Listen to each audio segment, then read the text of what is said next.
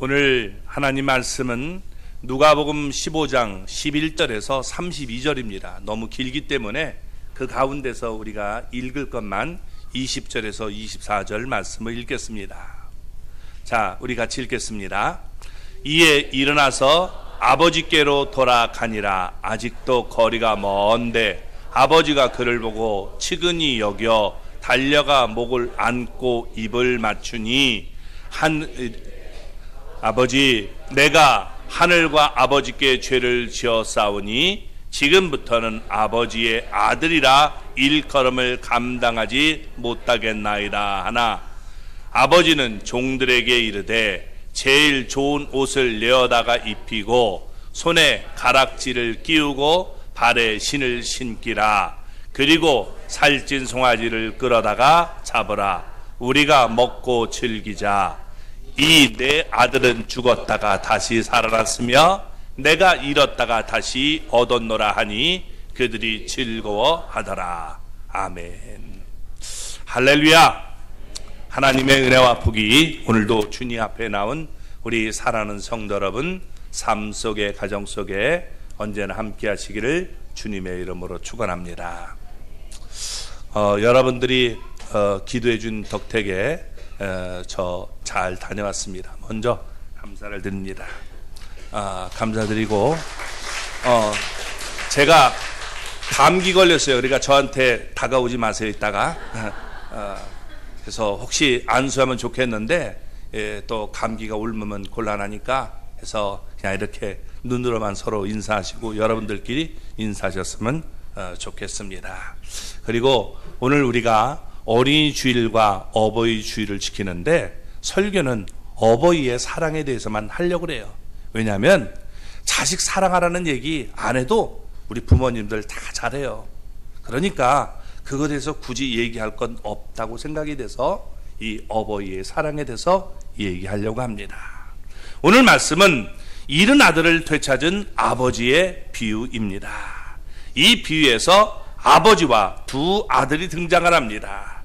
흔히 그중 둘째 아들을 부각시켜서 탕자의 비유라고 말하지만 탕자라는 말은 본문에 나오지 않습니다. 이 비유를 통해서 자녀를 향한 아버지의 사랑과 자녀들이 화목하기를 바라는 어버이의 마음을 헤아릴 수 있기 때문입니다.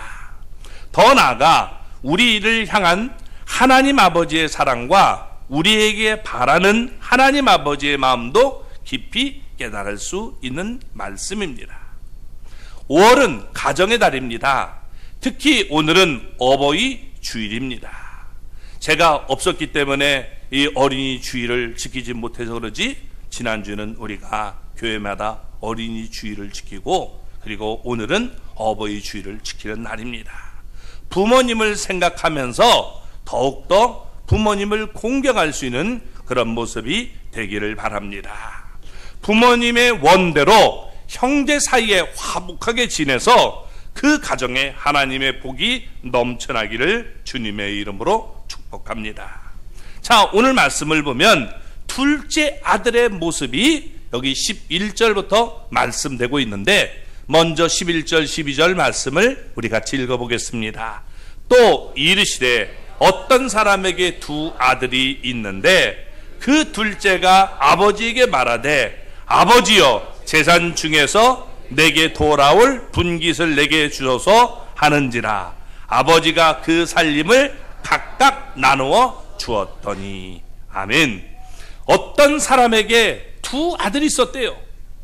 그런데 어느 날 둘째 아들이 아버지에게 와서 자기에게 돌아올 분깃을 미리 나눠 달라라고 요구를 합니다.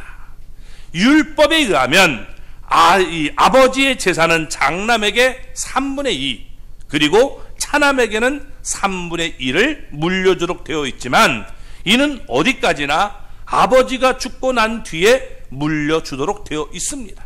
아버지가 살아계신데도 아버지 돌아가실 것 미리 주세요 이렇게 얘기를 하는 거예요. 좋은 아들이죠?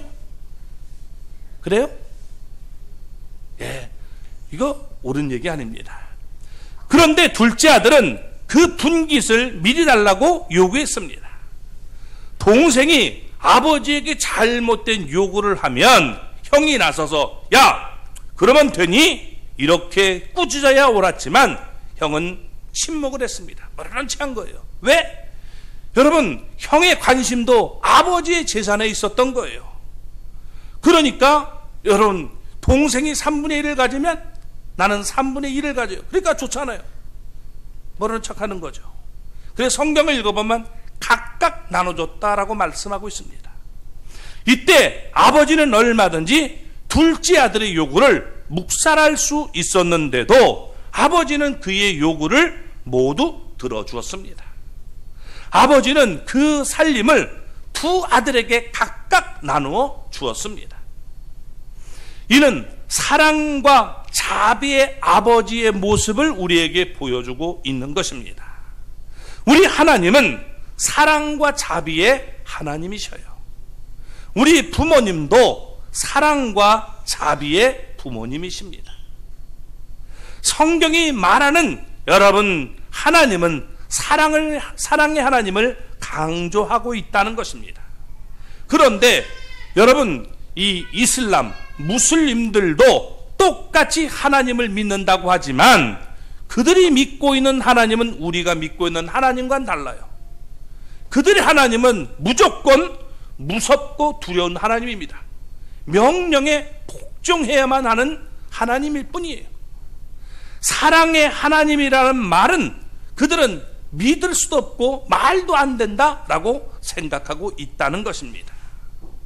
그래서 여러분 이 기독교와 무슬림의 차이는 하나님을 어떻게 생각하느냐에 따라서 달라질 수 있는데 무조건 되고 그 명령을 따라야 된다. 이게 바로 무슬림이고 여러분 우리는 그런 하나님이기도 하지만 하나님은 우리에게 사랑의 하나님이다.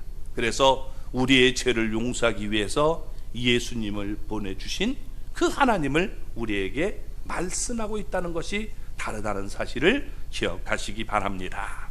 자, 13절 14절 말씀을 읽어볼까요?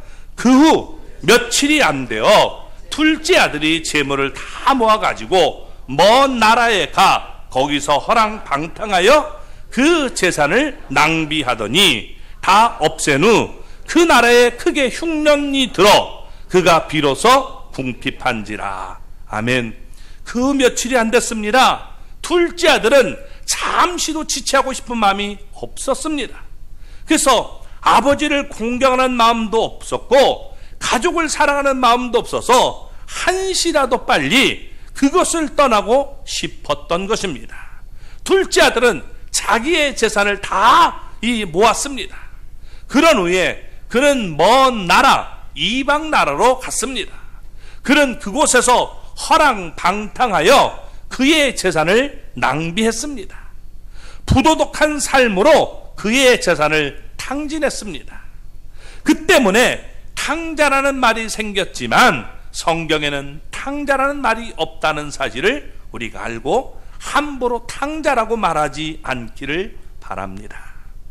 지금 둘째 아들의 수중에는 돈이 남아있지 않았습니다. 그런데 그가 머물렀던 이방 나라에 크게 흉년이 들었습니다. 그를 도와줄 사람이 아무도 없었습니다. 따라서 이제 그는 먹고 살기 위해서 무슨 일이라도 해야만 했던 것입니다. 먹고 살기 위해서는 일을 해야죠. 먹고 살기 위해서 일을 하게 됩니다. 자, 15절 16절 말씀을 볼까요? 가서 그 나라 백성 중 한 사람에게 붙여 사니 그가 그를 들러 보내어 돼지를 치게 하였는데 그가 돼지 먹는 쥐염 열매로 배를 채우고자 하되 주는 자가 없는지라. 아멘.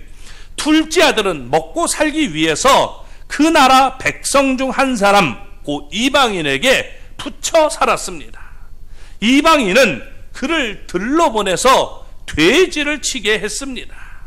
둘째 아들은 굶주린 배를 채우려고 돼지들이 먹는 쥐염 열매를 먹고자 했지만 여러분 돼지들이 자기들의 먹이를 뺏길까요? 안 뺏길까요? 안 뺏기죠. 내 건데 왜 뺏겨? 그 자리가 하면서 여러분 받았을 거예요. 그러니까 여러분 계속해서 그는 굶주릴 수밖에 없었던 것입니다. 그렇지만 아무도 그에게 먹을 것을 주는 자가 없었습니다. 주엽 열매가 어떤 거냐 하면, 여러분 등나무 열매 아십니까? 이렇게 길게 내려온 거 있죠. 비슷하다고 여러분 보면 돼요. 우리나라에 주엽 열매가 없으니까 뭔지를 모르는데 열매가 다 똑같아요. 아주 간격이 똑같고 크기가 똑같아요. 이게 주엽 열매예요. 그래서 이걸 먹으면 달짝지근한데 이걸 먹고자 할 때 주는 사람이 없었다라고 말씀하고 있는 겁니다. 결국 그는 돼지보다 못한 신세가 되고 만 것입니다. 자, 17절 말씀을 볼까요? 이에 스스로 돌이켜 이르되 내 아버지에게는 양식이 풍족한 품꾼이 얼마나 많은가. 나는 여기서 주려 죽는구나. 아멘. 드디어 둘째 아들이 정신을 차리게 됩니다. 사실 그동안 그는 제정신이 아니었어요. 그래서 그의 아버지의 사랑을 저버리고 멀리 떠나왔다가 이제야 고통 속에서 잘못을 뉘우치면서 혼잣말로 중얼거리고 있는 것입니다. 뭐라고 중얼거리고 있습니까? 내 아버지에게는 이렇게 말씀합니다. 그동안 그는 아버지를 잊고 있었어요. 아버지를 싫어했습니다. 그러다가 궁핍하게 되니까 비로소 아버지를 떠올리게 되었다는 것입니다. 다시 생각하게 된 것입니다. 그러면서 자기 아버지에게는 양식이 풍족한 품꾼이 많다라는 사실을 떠올렸습니다. 품꾼은 그날 돈을 벌어서 그날을 살아가는 사람들입니다. 그런데 그의 아버지에게 있는 품꾼들은 양식이 풍족하다라고 말씀하고 있습니다. 즉 그의 아버지가 그들에게 넉넉한 삭을 주었기 때문입니다. 말하자면 둘째 아들은 아버지의 선하심과 인자심을 떠올렸던 것입니다. 그런데 지금 둘째 아들의 처지는 어떻습니까? 나는 여기서 추려 죽는구나 라고 말씀하고 있는 겁니다. 자신의 절망적인 상태를 깨닫게 된 것입니다. 나는 여기서 정말 추려 죽는구나. 이렇게 고통 중에서 절망을 깨닫게 된 것입니다. 바로 여기서 그의 회개가 시작이 됩니다. 이렇듯이 회개는 여러분 고통 속에서 자신을 돌아보고 자신을 바르게 아는 데서 시작된다는 것입니다. 여러분 나를 바르게 알 때 회개가 시작되는 거예요. 내가 아무리 생각해도 내가 괜찮은 인간이면 회개가 제대로 될 수가 없어요. 하나님, 나는 정말 죄 많은 인생입니다. 이걸 깨달을 때 회개가 나타나게 되는 것입니다. 그래서 여러분 뭐라고 얘기합니까? 18절 19절 말씀을 우리 읽어보겠습니다. 내가 일어나 아버지께 가서 이르기를 아버지, 내가 하늘과 아버지께 죄를 지었사오니 지금부터는 아버지의 아들이라 일컬음을 감당하지 못하겠나이다. 나를 품꾼의 하나로 보소서 하리라 하고. 아멘. 둘째 아들은 그동안 자기가 갔던 길에서 돌이키기로 했습니다. 그는 그 길이 자기를 죽음으로 인도할 뿐이라는 사실을 깨달았습니다. 그래서 아버지의 자비를 바라면서 아버지께 돌아가기로 했습니다. 둘째 아들은 아버지에게 가서 아버지에게 지은 죄가 하늘에게까지 미칠 정도로 크다는 사실을 고백하기로 했습니다. 그래서 그는 자기의 죄에 대해서 변명하거나 남의 탓으로 돌릴 생각이 조금도 없었습니다. 그는 아버지에게 자기를 아들로 여기지 말고 품꾼의 하나로 써달라라고 애원하기로 했습니다. 그는 아버지에게 아무 요구도 하지 않고 오직 아버지의 자비하심에 그 자신을 맡기기로 마음속에 결정을 했던 것입니다. 이제 여러분 둘째 아들의 지금 잘못이 무엇입니까? 둘째 아들의 잘못이 뭘까요? 아버지를 떠난 거예요. 아버지의 사랑을 저버리고 아버지를 떠난 것이 그의 죄였던 것입니다. 그의 회개는 무엇입니까? 아버지의 사랑을 믿고 아버지에게로 돌아온 것입니다. 여러분, 요한복음 6장 37절을 보면 이렇게 말합니다. 내게 오는 자는 내가 결코 내쫓지 아니하리라. 그러므로 예수님의 사랑을 믿고 내가 잘못했다면 언제나 예수님께로 돌아갈 수 있는 하나님의 사람이 되시기 바랍니다. 잘못했어요 하면 다 용서되는 거예요. 여러분, 그런 우리 은혜가 넘쳐나기를 바랍니다. 조건을 달지 말고 잘못했어요 이러고 여러분 오면 우리 주님은 다 받아주시는 좋으신 하나님을 보여주고 있는 겁니다. 이제 이막이 나타납니다. 자, 장면이 바뀌어서 아버지의 모습이 나타나는데 아버지의 모습을 볼까요? 20절입니다. 이에 일어나서 아버지께로 돌아가니라. 아직도 거리가 먼데 아버지가 그를 보고 측은히 여겨 달려가 목을 안고 입을 맞추니 이제 둘째 아들은 아버지께로 돌아왔습니다. 아들은 정말 안타까운 모습을 하고 있었습니다. 그동안 먹지 못해서 아주 말랐습니다. 더러운 옷을 입고 있었습니다. 몸에는 돼지를 치고 있었으니 그 돼지똥 냄새가 나고 있었을 것입니다. 동네 사람들에게서 받을 멸시를 생각하면 그의 마음은 심히 고통스러웠을 것입니다. 어떻게 돌아가지? 아직도 거리가 멀었습니다. 그런데 아버지는 둘째 아들을 알아봤습니다. 이미 아버지는 그가 돌아오리라는 사실을 알고 있었습니다. 그래서 아버지는 이제나 저제나 하면서 계속 동네 입구 쪽을 바라보았던 것입니다. 아버지는 둘째 아들을 보고 측은히 여겼습니다. 사실 아버지는 그를 괘씸하게 여겨야 했습니다. 야 이놈아, 내가 너에게 어떻게 했는데 나를 버리고 나가? 이러면서 죄송합니다.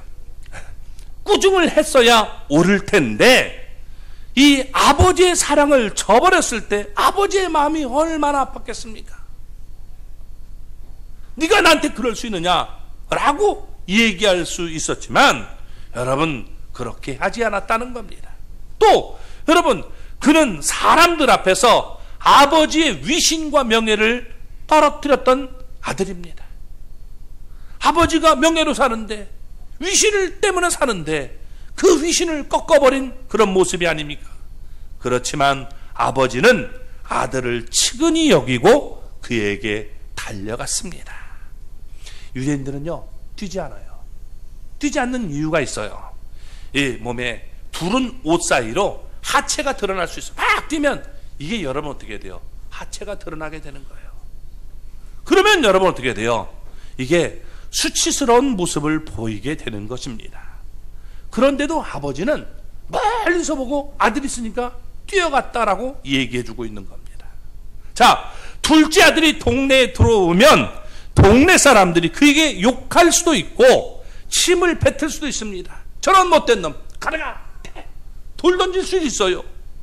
그러니까 아버지는 둘째 아들이 이런 일을 당하지 않도록 재빨리 그에게 달려갔던 것입니다. 말하자면 아버지는 아들이 당해야 될 이 수치를 자신이 담당하기로 결정했던 것입니다. 그뿐만 아니라 아버지는 그 아들의 목을 안았습니다. 여러분 더러운 이 지금 거지들을 이 목을 껴안고 안을 수 있습니까? 똥이 이렇게 붙어 있을 때 여러분 어떻게 돼요? 그걸 안을 수 있어요? 어린이들 질문해 볼게요. 우리 5학년, 6학년들이 특별히 잘해봐요. 여러분들은 엄마 똥 치울 수 있어요? 없어요? 엄마가 똥 싸면 치울 수 있어요? 없어요? 으뜨러해! 이러죠. 그러죠? 근데 여러분 엄마는 여러분들의 싼 똥을 그냥 치워줘요. 말없이. 그게 다르다는 거죠. 그래서 지금 부모님은 그렇게 사랑으로 안아주고 있는 모습을 보여주고 있는 것입니다. 이 자식은요 부모님 똥을 더럽다고 하지만 부모님은 자식의 똥을 더럽다라고 말하지 않아요. 그게 여러분 사랑의 모습인 것이죠. 지금 더러운 옷을 입고 왔는데 여러분 사랑하기 때문에 더러운 모습을 넘어갈 수 있는 거예요. 더러운 것을 넘어가고 냄새나는 것도 넘어갈 수 있는 거예요. 이게 바로 사랑의 모습임을 보여주고 있는 것입니다.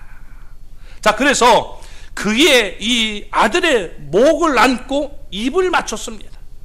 이빨 닦았을까 안 닦았을까요? 네? 했는데 막 누래요.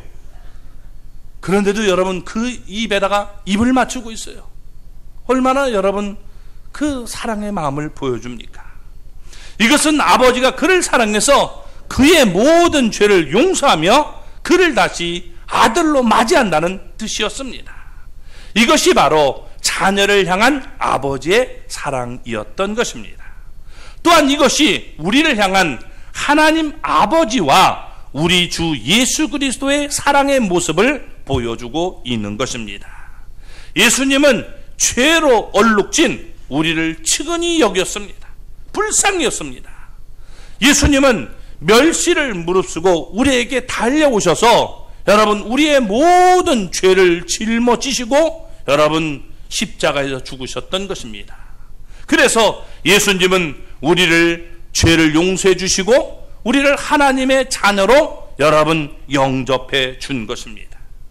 이게 놀라운 은혜가 아닙니까? 21절의 말씀을 보겠습니다. 아들이 이르되 아버지 내가 하늘과 아버지께 죄를 지었사오니 지금부터는 아버지의 아들이라 일컬음을 감당하지 못하겠나이다 하나. 아멘. 자, 이는 둘째 아들이 그의 아버지에게 실제로 한 말입니다. 그런데 이 말이 이전에 혼자서 한 말, 우리 18절과 19절의 말씀과 비교해 보면 이게 뭐냐면 하나가 빠져 있어요. 무슨 말이 빠져 있어요? 뭘까요? 성경을 봐야죠. 제 얼굴에 있는 게 아니니까. 성경을 여러분 보세요. 18절, 19절과 21절을 비교해 보면 뭐가 하나 빠져 있어요. 내가 이렇게 하겠다 했는데 와서 아버지에게 한 말은 21절이에요. 뭐가 빠져 있어요? 예? 예. 나를 품꾼의 하나로 보소서가 빠져 있습니다. 맞았어요. 나를 품꾼의 하나로 보소서가 빠져 있습니다. 둘째 아들은 아버지가 그의 죄를 용서하고 아들로 맞아준 것은 아버지의 은혜라는 사실을 깨달았던 것입니다. 그래서 그는 품꾼으로 써달라면서 자기의 행위로 여러분 내세우지 않았던 것입니다. 만일 여기서 자기 자신의 행위를 내세우려고 했다면 그것은 아버지의 사랑을 모독하는 것입니다. 그것은 아버지의 은혜를 욕되게 하는 것입니다. 그래서 그는 자기가 품꾼의 하나가 되어 일하겠다는 말을 빼서 말하고 있는 것입니다. 아버지가 나를 사랑으로 대해주니까 나를 아들로 대해주는데 내가 아들인데 이거 품꾼이 된다면 우리 아버지를 또 내가 이렇게 힘들게 하는 것이 아닌가, 이래서 빼고 있다는 것입니다. 22절에서 24절까지 읽어보겠습니다. 아버지는 종들에게 이르되 제일 좋은 옷을 내어다가 입히고 손에 가락지를 끼우고 발에 신을 신기라. 그리고 살찐 송아지를 끌어다가 잡으라. 우리가 먹고 즐기자. 이 내 아들은 죽었다가 다시 살아났으며 내가 잃었다가 다시 얻었노라 하니 그들이 즐거워하더라. 아멘. 아버지는 종들에게 명합니다. 제일 좋은 옷을 내어다가 입혀라. 손에 가락지를 끼워줘라. 발에 신을 신겨라. 이렇게 얘기합니다. 아버지는 아들의 품위와 권위와 신분을 회복시켜 주었던 것입니다. 아버지는 아들로 받아주되 바로 그 자리에서 그의 모습 그대로 받아줬습니다. 씻은 다음에 받아준 게 아니라 받아주고 여러분 활동하는 모습을 보여주고 있습니다. 아버지는 계속해서 종들에게 명했습니다. 그리고 살찐 송아지를 끌어다가 잡아라. 우리가 먹고 즐기자라고 얘기했습니다. 살찐 송아지를 잡아서 모두가 함께 먹고 즐길 수 있는 큰 잔치를 베풀라라고 말했던 것입니다. 아버지는 종들에게 큰 잔치를 베풀할 이유를 밝혔는데 내 둘째 아들이 죽었다가 다시 살았기 때문이다 라고 말하고 있습니다. 또 둘째 아들을 내가 잃었다가 다시 얻었기 때문이다 라고 얘기하고 있는 겁니다.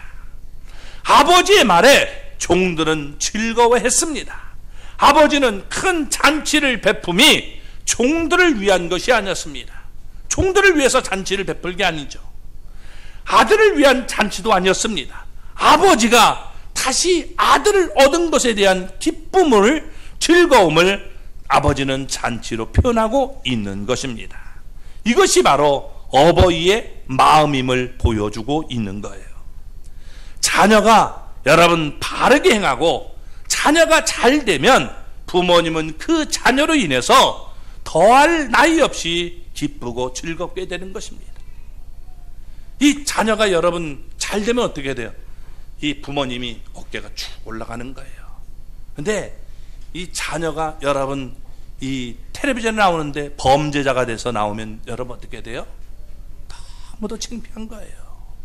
그래서 우리는 부모님의 마음을 잘 헤아려서 부모님을 기쁘게 할 수 있는 우리 모두가 될 수 있기를 주님의 이름으로 축원합니다. 아멘. 그래서 여러분 우리 어린이들이 예배도 잘 드리면 우리 애가 정말 예배도 잘 드리는구나, 하나님이 우리 애들에게 복을 주시겠구나 이렇게 알지만 예배 시간에도 맨날 옆에 사람과 킥대고 우리가 하면 부모님들이 보고 가슴 아파해요.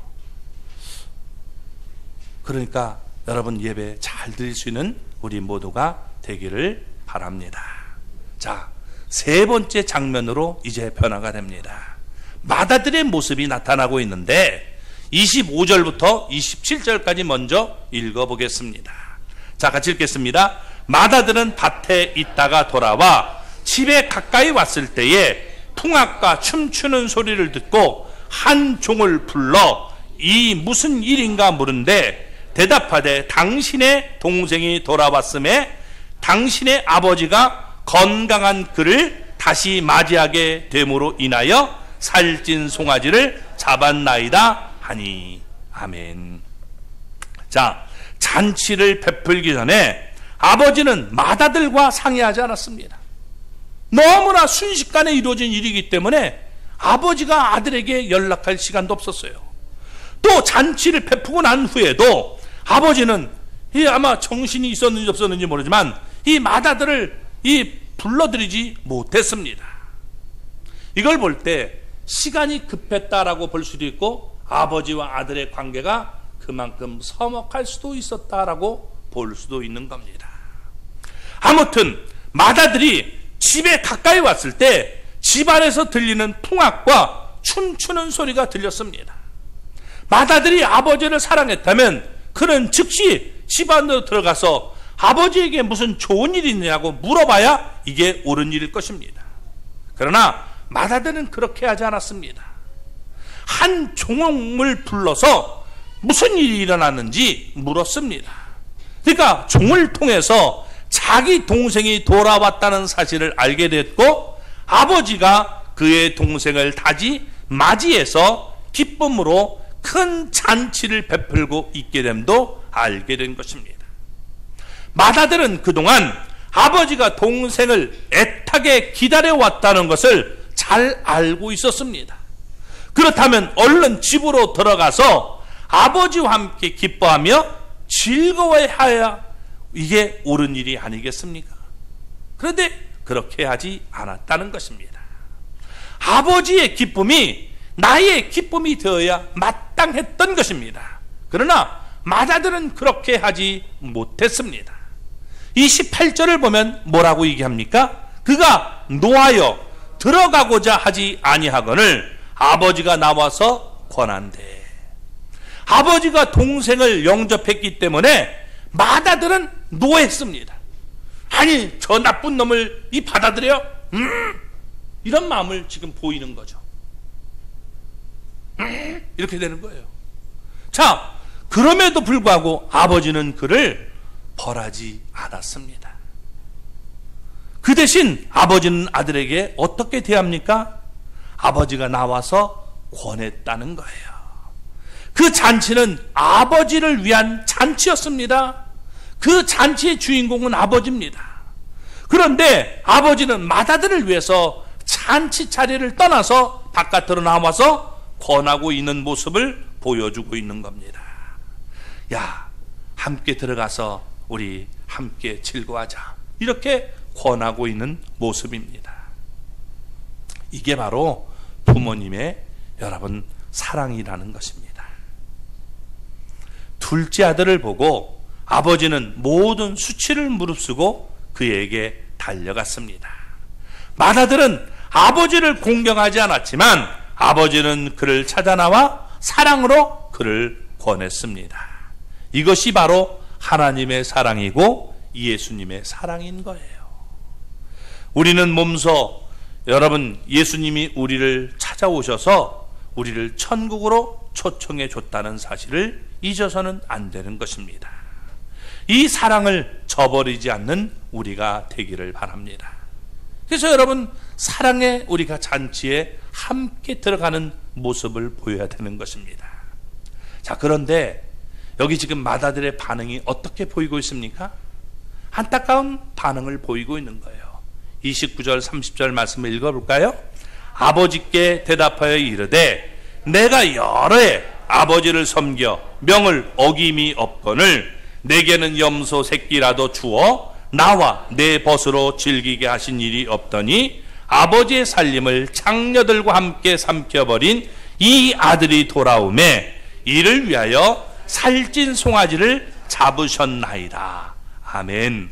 자, 여기서 맏아들은 자기 행위를 내세우면서 스스로를 의롭게 여기고 있는 모습을 보이고 있는 것입니다. 내가 여러 해 아버지를 섬겨서 아버지의 명을 어긴 일이 없잖아요. 이렇게 얘기합니다.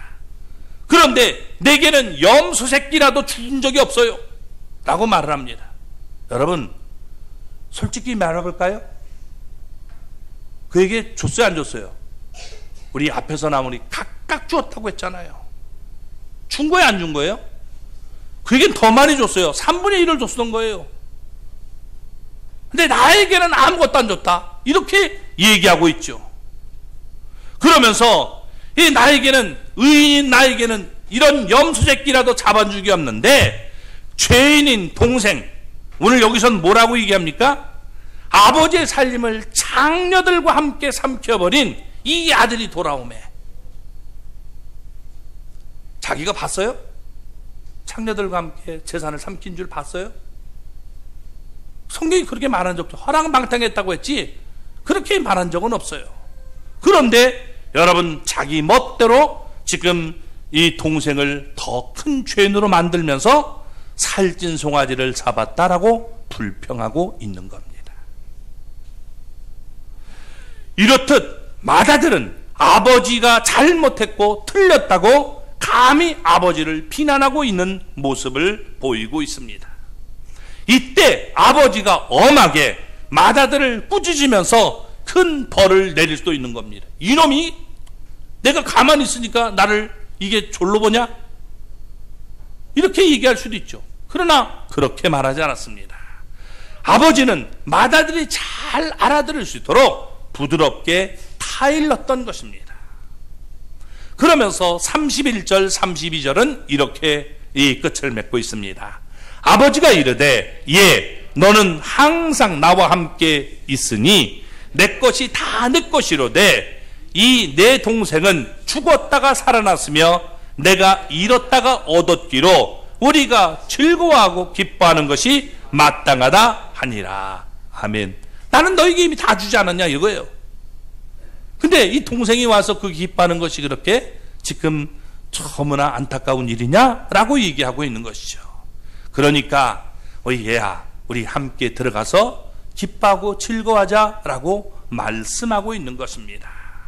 아버지는 맏아들에게 그렇게 하는 것이 마땅하다라고 일깨워 주었습니다. 우리가 즐거워하고 기뻐하는 것이 마땅하다. 아버지가 기뻐하면 아들도 기뻐하는 것이 마땅한 것입니다. 비유는 여기서 끝을 맺고 있는 것입니다. 비록 성경에는 여러분 기록이 없지만 탕자의 이 비유가 이렇게 끝났다면 얼마나 좋았겠습니까? 거기다 제가 한번 써봤어요. 뭐라고 썼느냐? 이에 맏아들이 돌이키고 아버지와 함께 들어가니 모두가 다 즐거워하더라. 아멘? 이렇게 되면 얼마나 좋겠습니까? 우리의 모습이 이와 같은 모습이 되기를 바랍니다. 어버이 주일입니다. 우리를 향한 부모님의 사랑을 생각하고 부모님을 더욱더 공경할 수 있기를 바랍니다. 아울러 형제들 사이에 서로 화목하기를 바랍니다. 형제들끼리 싸우면 부모님의 마음이 너무 아픈 거예요. 그래서 여러분 이렇게 형제들끼리 화목한 모습을 부모님에게 보일 수 있기를 바랍니다. 그래서 하나님이 우리에게 약속한 대로 여러분 부모님을 공경하면 우리 모두가 이 땅에서 잘되고 또 장수하는 복을 우리에게 주시겠다고 말씀하셨습니다. 이런 복을 받는 저와 여러분이 되기를 주님의 이름으로 축원합니다.